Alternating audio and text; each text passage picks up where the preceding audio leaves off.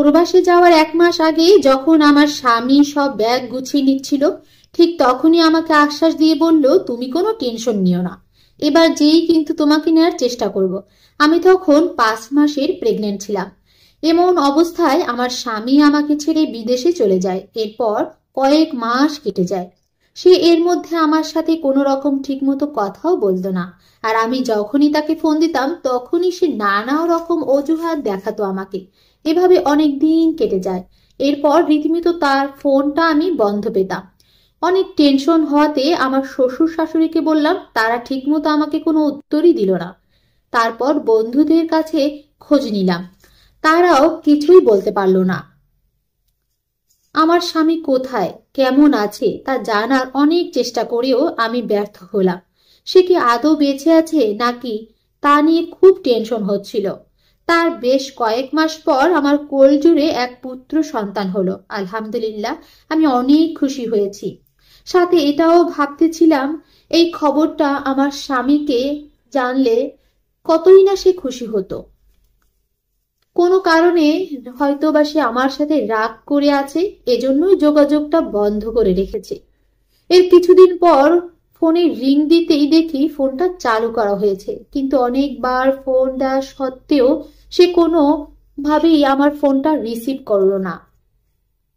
এমন করে কয়েক মাস কেটে যায়। এর মধ্যে আমার ছেলেটাও দিন দিন একটু একটু করে বড় হয়ে যাচ্ছে, মা বলে ডাকতে লাগলো। এভাবে 1 বছর কেটে যায়, কিন্তু তার সাথে আমার কোনো যোগাযোগই হলো না।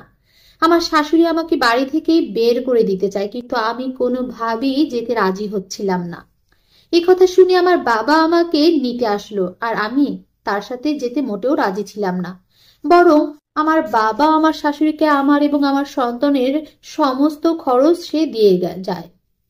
এভাবে ছেলেটি আস্তে আস্তে বড় হতে লাগলো। স্কুলেও ভর্তি করলাম। দেখতে দেখতে 10টা বছর কেটে গেল।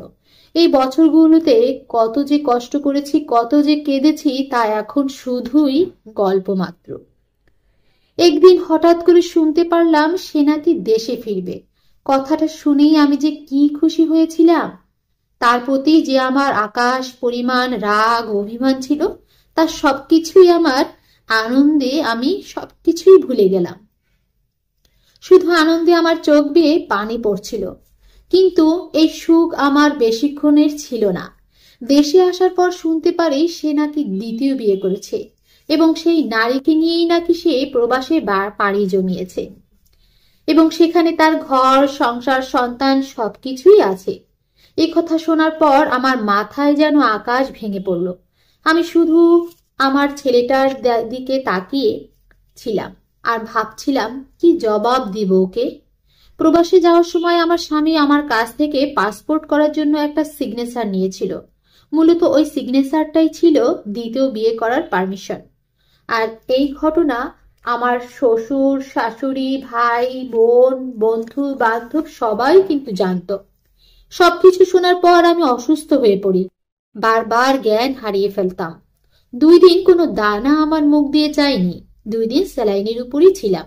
একটু সুস্থ হওয়ার পর 10 বছরের ছেলেটাকে নিয়ে আমি সাথে সাথে বাবার বাড়ি চলে গেলাম। আমার মনে আমার স্বামীকে নিয়ে অনেক প্রশ্ন ছিল, কিন্তু হায় রে আফসোস, আমি অনেক কষ্ট পেয়েছি সেদিন।